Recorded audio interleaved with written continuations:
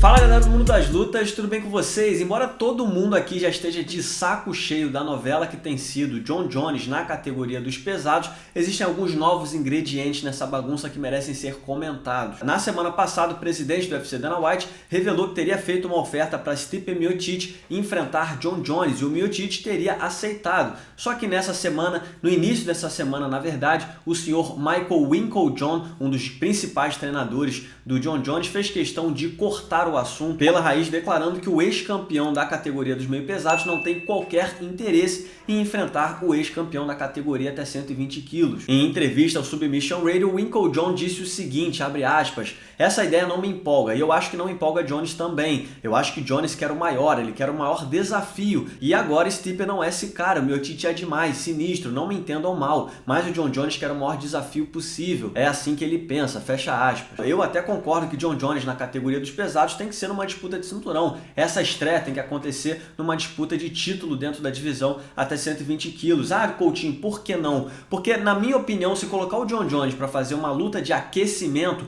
corre um risco muito grande do Jon Jones acabar perdendo e todo o sonho de colocar um astro do UFC que é Jon Jones, da magnitude de Jon Jones, disputando um cinturão, um segundo título na carreira, esse da categoria dos pesados, pode ir pelo ralo. E desde sempre colocar um astro do UFC numa luta valendo o título, seja interino ou absoluto, é receita de bolo para o UFC vender pay-per-view. A gente sabe que Jones e Dana White não conseguem se entender quando o assunto é o salário que o lutador vai receber na primeira luta na categoria dos pesados, mas isso está se estendendo por tanto tempo que os fãs já perderam parte do interesse e o Careca, que está sempre dando entrevistas nos eventos do UFC, tem um discurso que mais prevalece. Então, inevitavelmente, o Jon Jones acaba saindo como o cara que está com medo, o cara que está enrolando e, no fundo, está atrasando essa estreia na categoria dos pesados. O próprio presidente do UFC, Dana White, na coletiva de imprensa do UFC 265 no último fim de semana, chegou a declarar que não adianta nem falar, nem tocar no assunto Jon Jones, porque isso é assunto só para 2022. O Careca finge que não está nem aí, que não vai fazer força, ele já mostrou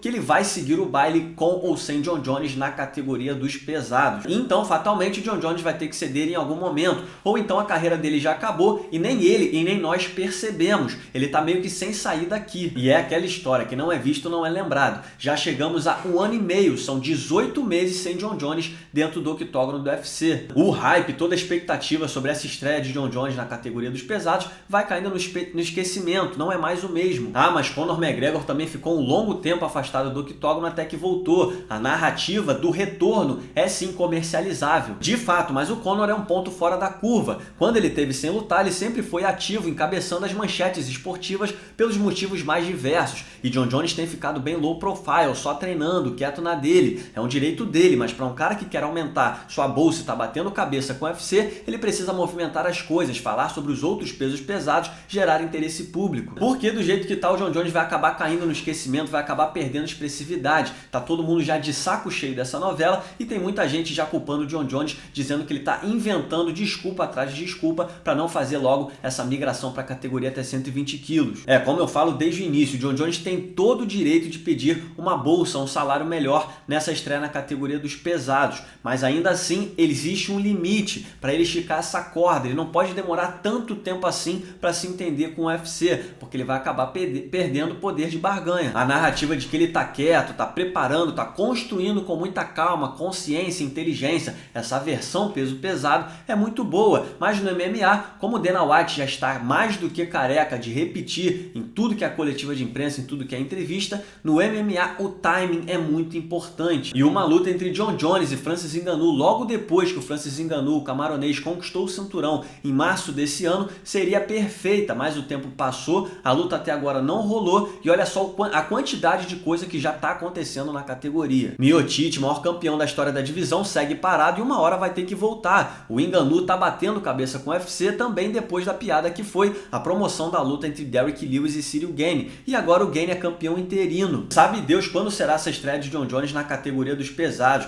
E se até lá o Ciryl Gane for o campeão, já que ele tem um jogo que pode complicar bastante o atual campeão da categoria, o Francis Ngannou. E se o Miocic tiver uma oportunidade na frente do Jon Jones e for o campeão campeão quando o John Jones voltar. O John Jones versus Miocic e John Jones versus Gane não chega nem perto do apelo público que seria John Jones versus Francis Ngannou. Não vai ser tão interessante. O próprio Daniel Cormier, ex-campeão duplo do UFC e maior rival de John Jones dentro do octógono, já está até projetando no horizonte um possível duelo entre Jones e o Cyril Gane, que acabou de conquistar o cinturão interino da categoria dos pesados na vitória contra o Derrick Lewis no UFC 265. Durante seu programa na ESPN, o Cormier disse o seguinte, abre aspas, Jones é o cara que apresenta mais problemas para Gane, porque Jones já lutou nos meio pesados. Jones tem a habilidade de um cara menor e já viu de tudo. Ele me venceu 2 vezes e eu sou um atleta. Ele já viu velocidade, a movimentação, os ângulos. Ele já teve que lidar com um cara assim antes. Agora, ele pode lidar com isso, uma classe de peso acima? Não sei, mas eu realmente acredito que Jones é um dos caras que podem dar problema para Gane. Eu não sei quem o vence, o Ngannou tá com a mão cheia. Fecha aspas. A estreia de John Jones na categoria dos pesados, aconteça ela contra um cone, ainda assim terá muito apelo. Mas a gente pode ter perdido a oportunidade de ver uma super luta histórica, que seria John Jones versus Francis Ngannou, 2 personagens intrigantes, um casamento de estilos muito interessante